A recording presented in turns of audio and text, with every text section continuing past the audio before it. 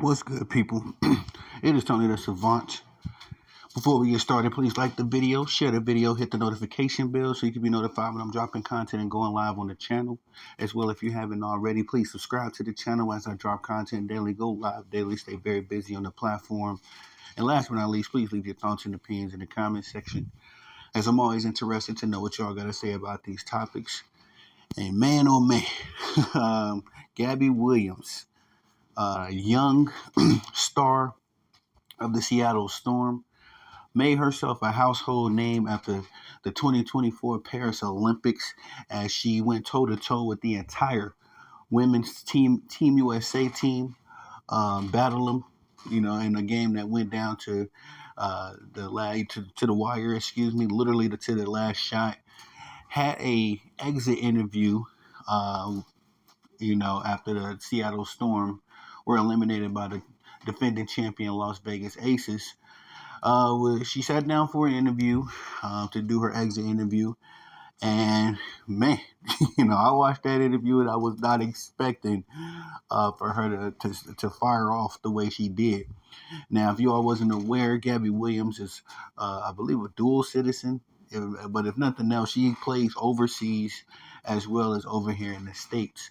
And on several occasions, I've heard whimpers of her making a mention of how it's better opportunities, higher pay, for her to play overseas in France, her home, than it is to play in the WNBA. She says she makes more money, um, and just all around everything is better in that situation for her, which is why she had no problem at all with the international rule. I believe the WNBA has a rule for international players that you play for your if you play overseas, then you can't play in the WNBA. I believe for a year or two, some weirdo rule like that that they made up to try to monopolize women's basketball. But kudos to Gabby Williams, as she thoroughly and eloquently explained that opportunities for her are better for her and her family, for her to play overseas than it is in the WNBA. And she expressed that if the WNBA wants to, keep their stars on the WNBA platform so bad and not see them elect to play overseas and risk injuries and all that kind of stuff, then they have to pay them more. They have to pay them more. And I find this to be very interesting because, as a business minded person myself, I do find interest in the WNBA's, numbers and ratings and all that kind of stuff. And to be frank, y'all, the WNBA lost money again. Even with all of the Caitlin Clark hype, even with all of the sold out seats and sold out stadiums, yes, they still managed a way to lose $50 million. So I just question, how much reality do the WNBA players live in? Because they do not turn profit. They're completely a tax write off for the for the NBA. The WNBA doesn't pull any money. In fact, it does pull a lot of money from the NBA.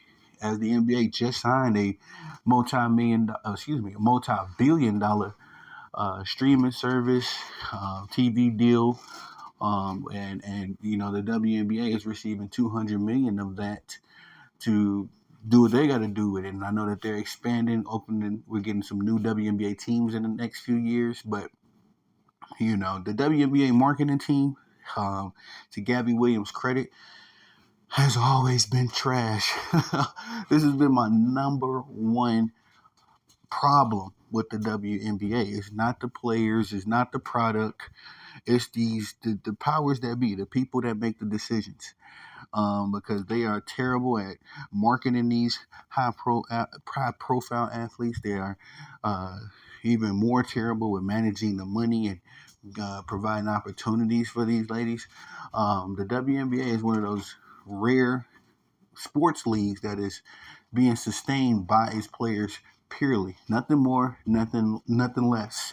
And they don't have superstar players on the scale of an NBA or NFL player, anything like that. It's more of a collective. But they play some great basketball. I love the brand of basketball they present, but they can never be compensated for it. One, they don't generate enough interest. Business is business, but you got to generate more interest. Um, there's been no linear answer as to how the WNBA can make that particular part happen. As far as drawing more eyes to it, they're doing their best at trying to hype up every little thing that happens to Caitlin Clark, but to their fault, even Caitlin Clark has spoken against that and denounced that. But uh, sorry guys, even with Caitlin Clark, you know what I mean, pretty much, being a superstar, but not really, embracing all of the hoopla and all that kind of stuff. The WNBA is just in a very special position where they have all of this new popularity, new money, and all that stuff. But I truly believe they're still gonna find a way to mess it up. And I hate that because I've been supportive of the WNBA since its inception, since the Cheryl Swoop, Cynthia Cooper days that everybody speaks so highly of. I remember those days, but the WNBA has never been able to get it correct, as far as all of the aspects that go into presenting a particular product, and I just don't know where they go from here, and I feel terrible for Gabby Williams because she used to play for my Chicago Sky as well. So she's a very talented young lady. I'm very adapted. I'm very abreast to what she does, and her style play and all that kind of stuff. But when it comes to reality, she'll never be able to make the kind of money that the NBA players make respectfully. The highest paid player, she made some mentions of how the commissioner was making all of these empty promises as far as the benefits and all that kind of stuff these ladies will receive. She said that the WNBA administrators had dropped the ball on that one. And namely the commissioner, as the WNBA commissioner, I forget her name, but she came out and said that she has a plan, soon, a plan that she wants to implement soon that would allow these WNBA players to make upwards of $700,000. Now, of course, that sounds good. That sounds superb, right? But the highest paid player in the WNBA is Jackie Young, and she makes about $252,000 and some change. She's making $252,000, man, $250,000. The highest paid player in the NBA is making 64 in Steph Curry. So just no real comparison that you could make, or nothing that you can really say to justify uh, uh, the WNBA not making money. Well, excuse me, it's nothing. I'm gonna say this. I'm sorry, I got a little mixed up there. There's nothing that the WNBA could really do to make sure these women get their money. Now they're trying their best to raise up the product and all that kind of stuff, raise up the intensity level and all that, the physicality and all that kind of stuff. Now that they have a new flux of eyeballs with the arrival of Caitlin Clark and Andrew Reese, but I don't see how they're going to get up to $700,000 and justify it. That's the crazy part. You got to justify it as well. You can give these athletes that much money, but will it have an ROI, a return of investment, which is how these marketers think. But kudos to Gabby Williams once more for calling this league out. She expressed a lot of stuff that I've been saying for years. Long before I even had a platform, I used to say these things about the WNBA.